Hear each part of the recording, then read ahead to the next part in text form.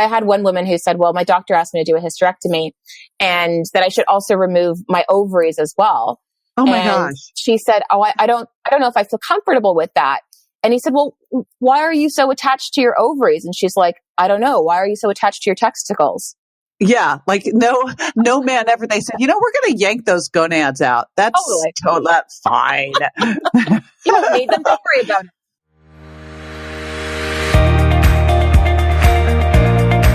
Hey, it's JJ and welcome to Ask the Health Expert. But this isn't just any old Ask the Health Expert session. This is your bonus session. Yes, it's the weekend, and because it's the weekend, we are going to take some time with an amazing expert.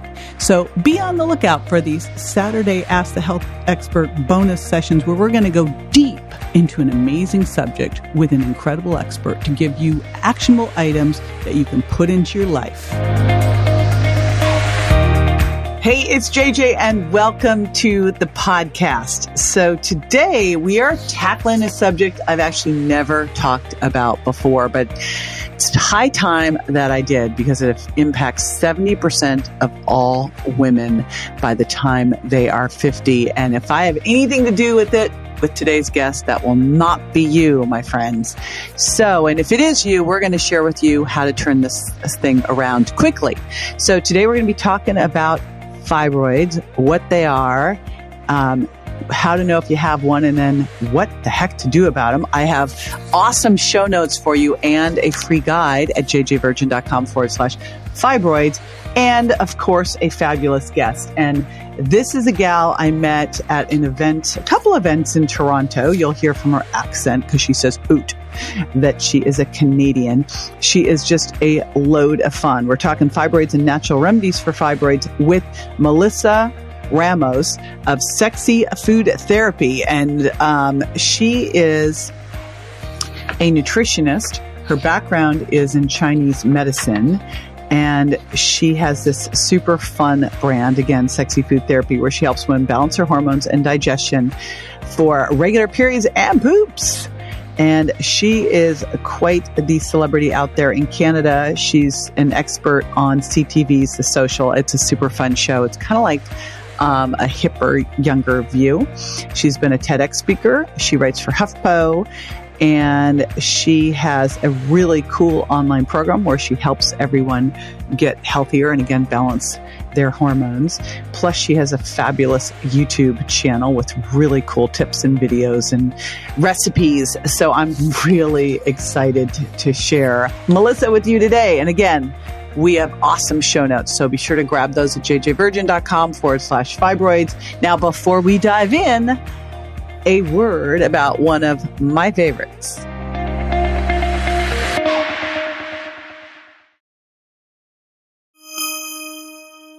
All righty, Melissa Ramos. Did I say your name right before I introduced you to the show? I know it's not Ramos. Ramos. Okay. Yeah. I am so excited to have you here. Welcome to the show. Oh, God, I'm so happy to be here. Yeah, well, I had to have you on. So for everybody listening, I met Melissa, I guess, a couple of times, and you're just so much flipping fun. So this will be a super blast. Plus, what we're talking about today is something we've never even said a peep about on the show. So, like, I am really excited to talk about fibroids. And what the heck made you start to focus on this? You know, it's one of those things that came from personal experience, first and foremost. So I had, prior to this, a history of ovarian cysts. And so one day when I went into the hospital and I said, listen, I think that I'm, struggling with cysts again, because the last cyst I had ruptured and tore off a piece of my right ovary and had an emergency surgery, the whole 9 yards. So when I started to feel like I thought I had a cyst and I went to the hospital, luckily the radiologist was still there. They had said to me, no, everything in your transvaginal ultrasound looks fine. We see some free floating fluid, so there might have been a cyst there, but do you want a copy of the reports? And I said, sure. So I put them in my purse, went home, The next day, I'm pulling out the report, and there it was. I had 2 fibroids they never told me about. One was a subserosal fibroid, and the other one was an intramural fibroid. Well, you didn't ask about fibroids, Melissa. You just asked about nothing worth mentioning at all, right? Oh my goodness! Wow, that's crazy. That's so. So for everyone listening, let's start with what the heck is a fibroid? Let's start there.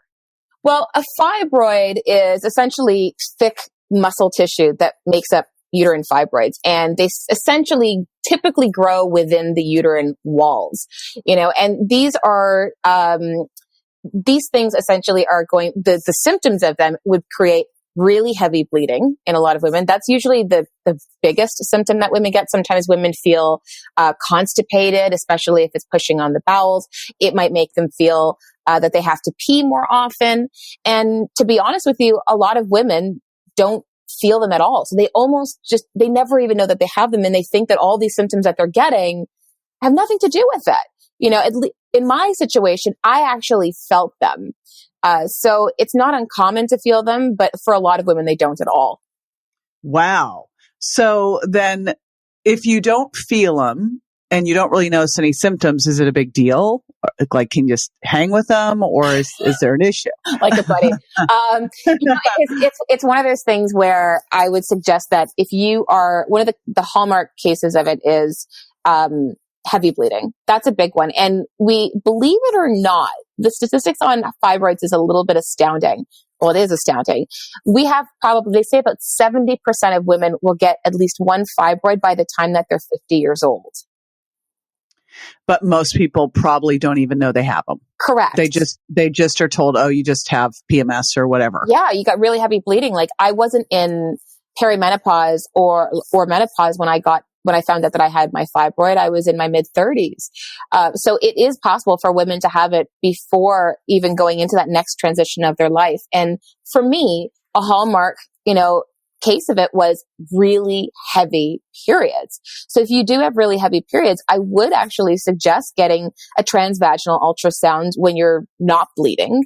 Obviously not a comfortable ultrasound to get, but it is worth getting just to be able to rule out if that does come up. And make sure you always get a copy of your reports. Well, you know what, Melissa, I hear this and I think, why isn't this part of a routine visit, man? Am I missing something here? Shouldn't this, if 70% of women have this by the time they're 50, why aren't we looking for this? To be honest with you, I don't even have an answer to that question. All I can think to you is that it possibly boils down to money. I mean, there's a lot of testing that doesn't happen with women that should happen. There's a lot of thyroid tests women should be getting, and they don't get it.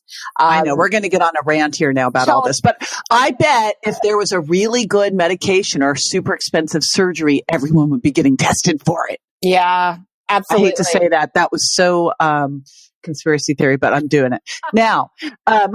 So 70% of women. Okay. So why? What is going on? So the biggest reason for this, it's twofold. Number one, progesterone deficiency. So it was just a sex hormone, and you've got these hormones like progesterone. A lot of women have heard of estrogen as well. And there's an imbalance between the two. So you'll start to see low progesterone levels in women, and progesterone is supposed to make you feel good. When you don't have enough progesterone, you get what's called the progesterone blues. You get heavy bleeding, and you even can feel a bit constipated as well if you've got low progesterone. And you don't sleep well, and you're crabby. Correct. And the problem is when you have that low levels of progesterone, by comparison, the estrogen levels will seem elevated, especially if you are, a heavy drinker. We see women, might not drink throughout the entire week, but then the weekend comes and we see a high prevalence of women who are binge drinking, which is going to isn't it okay to save up all of the drinks for the week and just have them on the weekend? But I earned this. It's fine. It's fine. I know it's one drink a week. I saved them. No, I am kidding, everybody. And we are all big fans of dry farm wines here too. So when we do drink, we drink low sugar and responsibly. But, I'm looking at progesterone because it would seem to me that with the levels of stress out there, along with all the xenoestrogens, it's like estrogens and so many things that's one of the reasons it's so common. Yeah. And you look at it and, estrogen tells the body to grow, and like you're going to grow fibroids, you could grow cysts.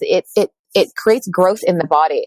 And like you said, stress is a huge component of it, because when you get stressed out, your cortisol, that steroid hormone, is released in response to that stress. And if that's chronically elevated for a long period of time, it begins to munch away like Pac-Man on your progesterone. So a lot of women, you'll see them taking bioidentical progesterone cream, which can be helpful. But if your stress is still out the roof and you're not sleeping enough, and ladies, sleep is one of the few things in life that are free. So just can I get an amen on that? I'm always going on rants about sleep. So yes. I am so happy to hear you say that. I'm also happy to hear you say, because obviously now there's some really good progesterone creams and oils, but like, don't use this as a Band-Aid if you're not fixing the flipping problem, right? So let's talk about that. Like, what are the options? Someone now has felt this, has some symptoms, or maybe just realizes, hey, I should just ask my doc, tell them I have some symptoms, and just have them check anyway, since 70% of women have this. They find out they do, then what? Well, they find out that they do, and then, they essentially, the first and foremost is look at your lifestyle. That's the biggest thing that I start out with women, because it's usually the part that women come to me with a truckload of supplements that they're on, and, they might be eating well, and it's still not budging. So lifestyle, get more sleep in, make sure that you get more water, start with some of the basics. I would actually give your body a break from coffee, and please, people, I know if you're hearing this, please don't leave. I didn't hear that. I'm plugging my ears. You're like, la la la. But, the thing is if you are someone like myself, I can't have even 1 cup of coffee a day, because I start to clench my teeth. I start to grind You're probably my a teeth. Slow caffeine metabolizer. Very likely. So, yes, we do that genetic test. So yes. I'm sad for you. Yeah. And I do enjoy coffee on the weekend. Like, my background is Brazilian. So like, it's in our blood, but that's one of the things I would suggest. I also would suggest making sure that you love that liver. Your liver has over 560 functions. And ways to do that is to either have some apple cider vinegar before you eat to be able to stimulate digestive juices. You can do bitters, which you can get online. Just don't do senna. Senna has Cascara Sagrada, Swedish bitters has senna in it. And you don't want to be doing Swedish bitters. People think that that's a good bitters to do, but the problem is that senna is a laxative. You don't want that. Well, and that's a laxative. Like some of those laxatives, like Cascara Sagrada and senna, it works very differently than, say, magnesium and vitamin C. And that's because it goes in there and irritates things. Yeah. This is not the goal. Like, you don't want to poop more because you've angered your intestines. That's not the way to pull it off. Yeah. All right, keep going. And so, love that liver. Make sure that you're getting in some bitters, even bitter foods. Where you're looking at arugula, watercress, those greens in Chinese medicine helps to fuel the liver. So those are going to be wonderful foods to add into that. Getting in your omegas of fish oil, very important. Fish oil is paramount because it's an anti-inflammatory. I know you're a big proponent of fish oil as well, JJ. So that's a huge one to make sure that you're adding into your world. And also your digestive. People don't, the liver is a part of it. People don't often think that is such a big deal. But to be honest with you, if you aren't pooping on a regular, where do you think those excess estrogen and those toxins are going to go? They're going to stay in your bowels. Well, let's talk what regular pooping is, because I swear to God, I've heard this, and it still blows my mind when I hear it. Mm-hmm. When I hear something like, well, I poop every other day, but my doctor said that was normal for me. I'm like, oh, no. Yeah. So let's walk through what normal digestion is, how often you should poop, like give your input on that. Yeah, so you actually should be having a bowel movement once, ideally twice a day. It should not be hard, as in it's challenging to get out. I always say to people, kind of look at it like it's a dog's tail versus a baby's arm, like all bumpy and dry. So like a dog's tail, smooth. You want to make sure that, when you are pooping, one thing that a lot of practitioners don't talk about is how many wipes. If you are wiping excessively after you have a bowel movement, that could indicate that there's a lot of mucus buildup in the colon, potentially from candida in the system. So that is one thing that I ask women as well. And even just before we even like look at the poop, we also have to look at, a lot of people get bloated right after they eat. That is from your stomach, potentially because there's not enough stomach acid that's being produced. So even taking an enzyme with hydrochloric acid in it could be very helpful to prevent you from bloating. If you actually take care of the digestive system from that very beginning, it can help you assimilate nutrients in the small intestine and potentially help you poop a lot easier.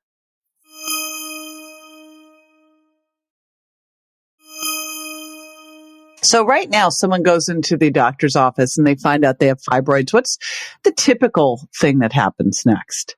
It's normal. Every woman gets them. Well, that's the first thing that doctor will say. And I think women have to realize that it's common, but it's not normal. Often doctors will just say, well, it depends on the size of it. So if they're small, a doctor will say, well, let's just monitor it every 6 months. We'll give you an updated transvaginal every 6 months. Watching it does what? Yeah, I don't know. It's just sitting there and looking pretty. Like I have no idea. So they don't actually do very much by way of intervention. Like if it's small enough, they kind of just leave it as is. If a woman has a very large fibroid and they are really struggling because they're having heavy periods, they could put them on a variety of different medications, or they could even suggest the removal of those fibroids. I've even had women say to me, well, my doctor's recommending a hysterectomy, and the prevalence of women getting a hysterectomy is massive, massive. And like I'm looking at statistics that are saying 1 in 3 women will actually end up getting a hysterectomy that by the time that they're 60 or 70 years old. Like that's huge. That's like a third of us. And is this the primary cause of getting hysterectomies? It's not the only primary cause. There's others that generally they're all based off of the estrogen related conditions, like the cysts or the fibroids or the endo. If a woman's in extreme pain, it's usually what the doctor will say is like, well, just get a hysterectomy done. I had one woman who said, well, my doctor asked me to do a hysterectomy and that I should also remove my ovaries as well. Oh my gosh. She said, oh, I don't know if I feel comfortable with that. And he said, well, why are you so attached to your ovaries? And she's like, I don't know. Why are you so attached to your testicles? Yeah. Like no man ever, they said, we're going to yank those gonads out. That's fine. Made them worry about it. And when you take people through your process, and I know you have a free guide for everybody. So, yay. This is coming up. Stay tuned. Do you find that you can just like shrink these things and make this a non-issue? Well, it's interesting that you say that because there are a subset of people who think that fibroids are not something that just go away. And I actually completely disagree with that because I no longer have fibroids. So I look at it like, well, if I could do it, I think that any woman can do it. So yes, you can shrink them. And it really depends on the case and it depends on a woman's level of commitment because we're all biochemically unique, So it really does depend. But I mean, I've seen a lot of women who I've worked with who have most certainly been able to get rid of their fibroids 1000%. It's just a matter of going down that healing journey and saying, okay, I'm going to reduce my estrogen. I'm going to support my progesterone. I'm going to make sure my digestion is well, change those lifestyle factors, and sleep. When I hear all of those, and it's funny because you look at like the genetics for longevity, you look at what you need to do for weight loss, look at what you need to do to help with reducing or reversing diabetes. Gosh, it's always the same stuff. Yeah. Right? It is. But the thing is that we see these issues that pop up in our life, like especially with our menstrual cycles, and women will say, oh my God, I hate my cycle. I hate my body. God, it's always so heavy. Your cycle is not the problem, ladies. Your cycle is revealing the problem. And that's so important to understand because quite often, as we mentioned off the top, if you drill it right back, it comes all the way back to stress, boundaries, saying no. These are very difficult things for women to do. And before you create any of those boundaries and saying no, you got to take accountability for where you played a role in some of those resentments that you're carrying. Yes, progesterone cream won't help with that. No. No. So I know you have a free guide for everybody. I was teasing you offline that you call it free fibroids. I'm like, I don't want free fibroids. But it's your free guide on how to, I guess, like get rid of, reverse, risk. So tell us what you got for everybody. So this guide is actually going to help you to take those steps that you need to take to be able to balance your hormones and be able to get rid of those fibroids. That's what this guide is meant to do. And in it, we've got some tools from you, from a supplement, from a food perspective, and even from a lifestyle perspective that I suggest are absolutely crucial to get you started on this journey. Cool. We love to have what I'm always looking for is how to cut through all the noise and go, here's the things you need to do. And everything you've mentioned here is even, it's so in line because it's not just, hey, take some progesterone cream. It's going to be looking at every single aspect of your life, which will not only help you with the fibroid issue, it's going to help you with everything else. So, you bring yourself up together. If you fix the fibroid issue, you're probably going to fix a lot of issues with stress and sleep and belly fat, etc. So that's what's exciting is this all works together. Now I'm going to throw a curveball at you, Melissa. That I know you can handle. You personally, what is one thing you do every day that you feel like makes the biggest difference in your life? Honestly, oh God, this is really hard to pick, but I would say one of the biggest thing that helps me is that I time block. Time blocking would have to be it. So at the end of my day, I just do a brain dump. I brain dump everything that I have to do the day after, and I put how much time it takes to do each task. And then I create my to-do list for the day after, and it's all blocked in time segments. And now that might sound totally anal retentive, but at the end of the day, it really helps with overwhelm. And I'm able to schedule my meditation. I'm able to schedule when I journal. I'm able to schedule when I walk my dog, or when I self-study in the morning, or when I work out, and when I have to do all the other things. But all the time, things that I actually time block aren't just things that I have to do by way of work. It's also things like my self-parenting, which that's what I call self-care. It's self-parenting because it's like, go to bed, Melissa. Okay. This is, I got to go to bed. But, it honestly is one of the biggest things because it has helped me tremendously to be able to, reduce that level of overwhelm. It's interesting. Early on in my life, I still can't believe I got to do this. Stephen Covey, you know who he is, right? Yeah, 7 Habits. Right. So I went to a workshop early on, me and 50 people in Stephen Covey. And he taught how to do just this and how to figure out what was urgent, emergent, not so important, et cetera, and how to do this quadrant. And it's just a habit I've done every single day, and I never even think about it. Like every night I do just what you explained. I've got it for the day, the week, the month, the year, and backed it down. And, we all have crazy busy lives, but when you organize that way, it keeps you from being stressed out and also unproductive, where you go, gosh, I just drove across town and I forgot to do X, Y, and Z there. Yeah. So I love that you said that, because that in itself will help with stress hormones. And if you help with stress hormones, you help with progesterone. If you help with progesterone, you help with fibroids, and see all these things that you would think, oh, it's just like a diet thing. Nope. It's an everything thing. So 1000%. And I really think that those are those like little lifestyle techniques. And I'll say it, when I do that time blocking, that self-care is written in. And that's one thing that women just put in everything else except for that. But you got to crazy. It is. Yes. You got to schedule yourself in, people. You really do. You've got to schedule yourself first. Yes. 1000%. Absolutely. That's like really my biggest secret to success is putting myself first, which sounds selfish, and I believe it's selfless. I think the martyr syndrome needs to be squashed. Mm-hmm. I bet you fibroids are one of the biggest symptoms of fibroids or causes is being a martyr and taking care of everybody else. And that doesn't actually help you or your family. So that's, I'm going to just do a little takeaway on that. Put yourself first and do that right now by grabbing the free fibroid guide. So you can get that at jjvirgin.com/fibroids. It'll be in the show notes. All the show notes will be there as well. So you'll be able to get that there. We'll also give you the hookup for Dry Farm wines. So if you are going to drink, you're going to drink low sugar and you're not going to save them all up. And I've had that, I've been coaching people for 30 years. So I have seen that, well, I know I'm supposed to not have more than 1 drink a day. So I'll just have 7 on Saturday. I'm like, oh, no. No. Anyway, I know. Smacking my head over here, I'm telling you. Yes, and no, wine doesn't count as fruit. Just to clear it up, right? All right. Well, I so appreciate you. I want to remind everyone again to go to jjvirgin.com/fibroids. Melissa, thank you so much for taking time out to be with us today. Well, thank you so much for having me here. I really appreciate it.